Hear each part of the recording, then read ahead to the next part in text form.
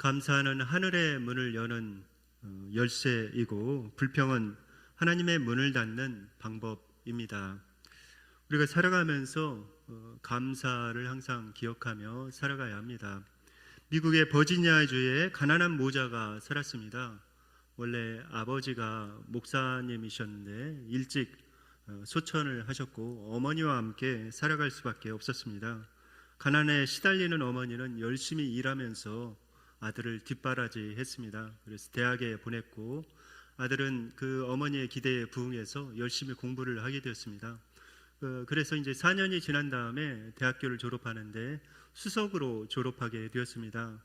그래서 이제 많은 졸업생들을 대표해서 앞에 나가서 연설을 하게 되었습니다. 그리고 상도 받게 되었는데, 문제는 그 어머니가 이제 그 졸업식에 참석을 해야 되는데 입고 갈 만한 옷이 없는 것입니다. 남루한 옷밖에 없어서 아들의 졸업식에 가면은 누가 될 것 같아서, 또 아들에게 폐해가 될 것 같아서 안 가겠다고 한사코 거절을 합니다. 그런데 아들이 어머니가 졸업식에 참석하지 않으면 아무 의미가 없습니다 라고 하면서 간곡히 부탁을 하였습니다. 결국 그 어머니가 남루한 옷차림으로 졸업식에 참석하게 되었는데 맨 뒷좌석에 잘 보이지 않는 쪽에 앉아 있었습니다. 그런데 이제 아들이 다 졸업생을 대표해서 연설을 하고 이제 금메달을 받게 되었습니다. 그런데 금메달을 받자 자신의 목에 거는 것이 아니라 두 손으로 그 금메달을 받아서 먼저 감사한 다음에 그 금메달을 가지고 저쪽 뒤편에 몰래 숨어서 앉아있던 어머니에게 가서 그 금메달을 걸어 드렸습니다. 그러면서 어머니에게 이런 이야기를 합니다. 이 메달은 어머니의 메달입니다. 어머니 진심으로 감사드립니다 라고 그는 감사를 표현했습니다. 후에 그는 변호사가 되었고 또 프린스턴 대학의 교수가 되었습니다. 그리고 1902년에 그 대학의 총장이 되었고 8년 후에는 뉴저지주의 주지사가 되었다고 합니다. 그리고 2년 후에는 제28대 미국 대통령으로 출마를 하게 되었는데 당선이 되었습니다. 이분이 누구냐면은 민족 자결주의를 주장한 우드로우 윌슨 대통령입니다. 우리나라도 이 대통령에게 큰 빚을 졌죠. 왜냐하면 우리나라가 독립하는데 이 대통령의 영향이 굉장히 컸기 때문에 그렇습니다. 이분이 결국 노벨 평화상을 받게 되었습니다. 감사할 줄 아는 자에게 하나님께서는 더 큰 복으로 함께 하십니다. 감사는 항상 더 큰 복을 불러오지요. 그러나 불평을 하게 되면 그 복이 막혀버리게 됩니다. 불평하는 자식, 초할 부모 아무도 없지요. 불평한다는 것은 아직 철이 덜 들었다는 그런 의미입니다. 하나님께서도 마찬가지죠. 하나님을 향해서 우리가 불평하고 원망을 한다면 하나님의 마음이 좋으실 리가 없죠. 그러나 하나님 앞에 감사하며 나아가면 하나님께서는 더 좋은 길을 열어주십니다. 그런데 실질적으로 우리가 살아가면서 녹록지 않은 현실에서 감사하기란 이건 보통 일이 아닙니다. 참 쉽지 않죠. 어떻게 감사할 수 있을까요? 그러니까 감사절을 맞이하면은 어떻게 감사를 쥐어짜려고 이렇게 합니다. 참 쉽지 않은 절기이기도 합니다. 부담과 고통이 있고 어떤 내면의 그 갈등이 있습니다. 감사를 하더라도 형식적으로 감사하죠. 종종 다른 사람과 이렇게 비교하면서 저 사람보다 나음에 감사합니다. 저 사람보다 건강함에 감사합니다. 또 자식 복이 있음에 감사합니다. 또 재물이 있음에 감사합니다. 다른 사람과 비교하면서 감사하기도 합니다. 그러나 그러한 감사는 궁색한 감사가 아닐 수가 없습니다. 조건이 변하면은 그 감사는 다 사라져 버리지요. 우리가 신앙에서 말하는 감사는 그러한 것이 아닙니다. 우리가 감사해야 하는 근본적인 이유가 무엇일까요? 왜 우리는 감사해야 할까요? 오늘 본문 1절에 이렇게 말씀합니다. 1절 말씀 다 함께 읽으시겠습니다.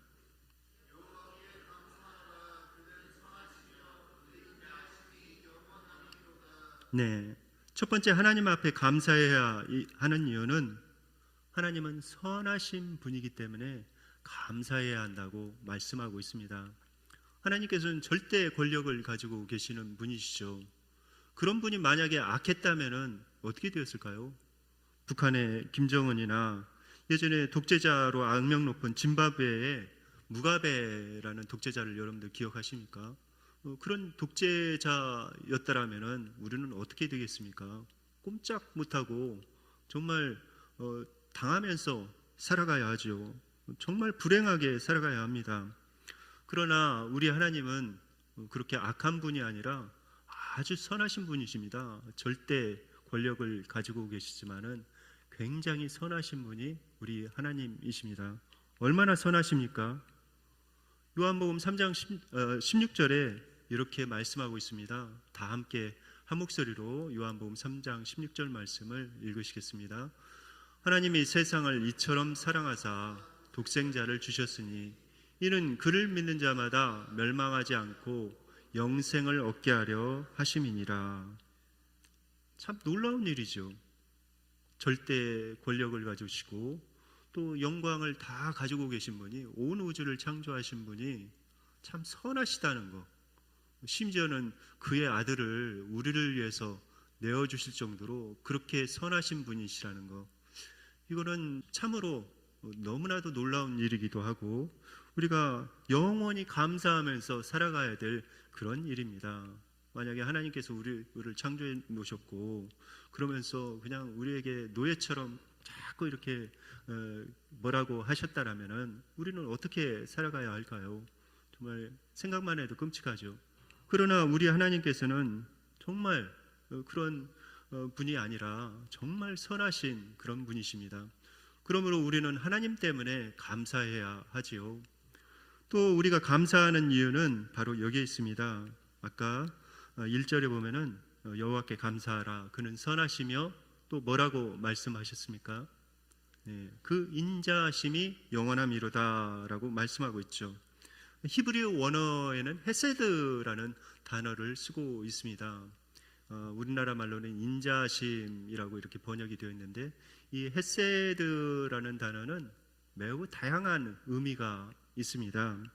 미쁘심이라는, 신실하심이라는 뜻도 있고, 또 이유 없이 일방적으로 베푸시는 호의라는 뜻도 있습니다. 그리고 당신의 백성을 불쌍히 여기는 그런 긍휼의 뜻도 있습니다. 아주 다양한 뜻이 이 헤세드라는 단어 안에 들어있죠. 만약에 우리나라 말로 한 단어만 이렇게 쓴다고 한다면 정확하게 표현은 안 되지만은 그래도 은혜라는 단어를 쓸 수가 있는 것 같습니다. 하나님께서는 은혜로우신 그런 하나님이시죠. 헤세드의 출구의 표현은 무엇입니까? 바로 예수님입니다. 예수님, 그분이 우리에게 헤세드가 되십니다. 히브리서 13장 8절에 보면은 이런 말씀이 있습니다. 예수 그리스도는 어제나 오늘이나 영원토록 동일하시니라. 참 감사한 일이죠. 조변 섞게 한다면 얼마나 불안한 일입니까? 그러나 어제나 오늘이나 영원토록 예수님께서는 동일하셔서 우리를 헤세드의 사랑으로, 그 은혜로 우리의 삶을 이끌어 가신다는 사실입니다. 신실하신 하나님이시죠. 그 신실하신 하나님 때문에 우리는 감사하면서 살아가야 합니다. 우리의 인생을 신실하게 인도해 주실 그 하나님, 그분을 신뢰하면서 살아가야 합니다. 또 한 가지 우리가 감사해야 하는 이유는 여기에 있습니다. 23절 말씀 다 함께 읽으시겠습니다.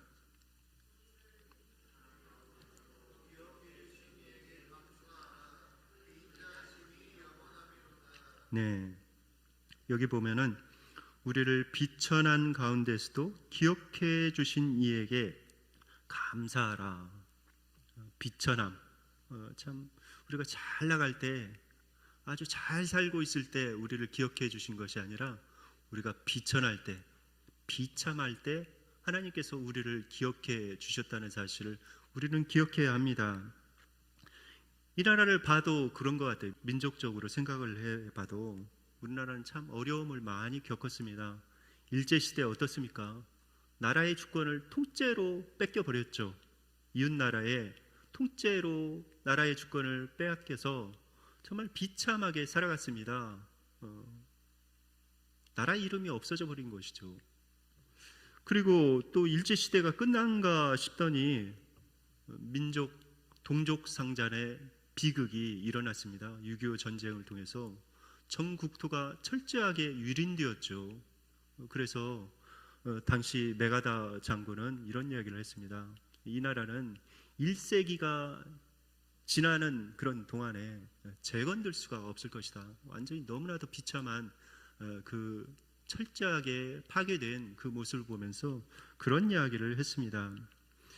그리고 나서 우리나라는 전후에 굉장히 어려운 시기를 보냈습니다. 보릿고개를 보내게 되었고, 제가 어렸을 때만 해도 새마을 운동을 막 했던 것을 기억합니다. 구루마를 끌고 다니면서 아침에 일찍 일어나서 마을에서 잘 살아보세 잘 살아보세 하면서 새마을 운동을 했던 것을 기억합니다. 우리도 한번 잘 살아보세.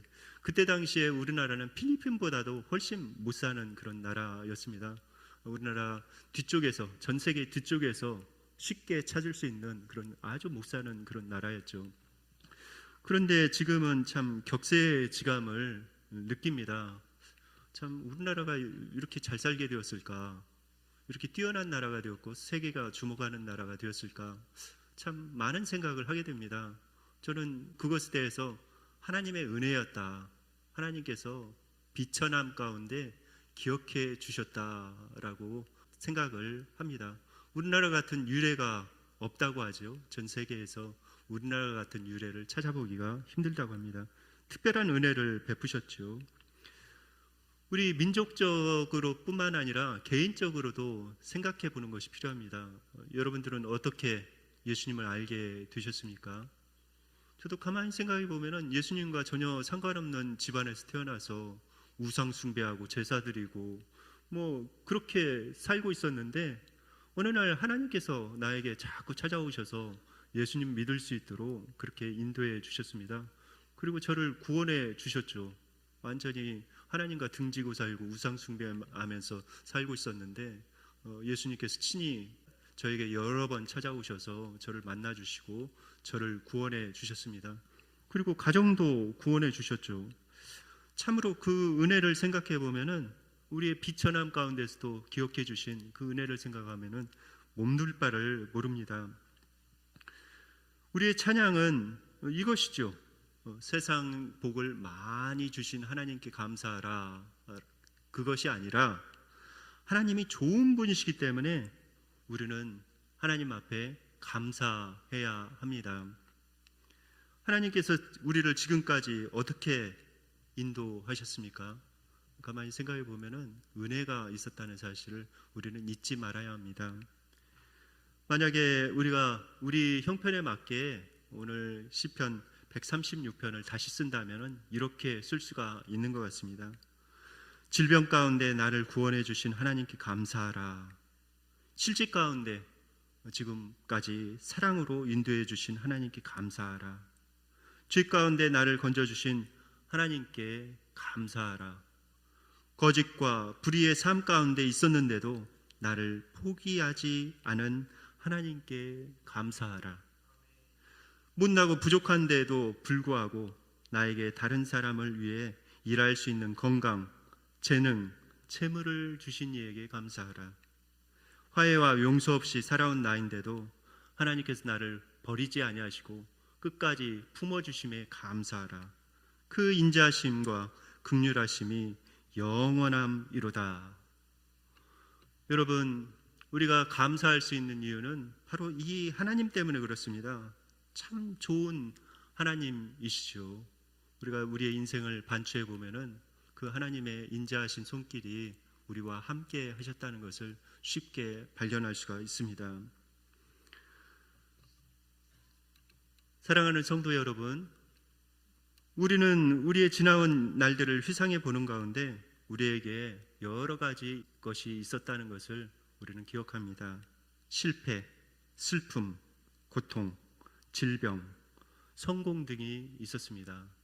또 후회, 분노, 부끄러움, 억울함, 고통스러움, 그런 것들이 우리의 인생 길 가운데 있었습니다.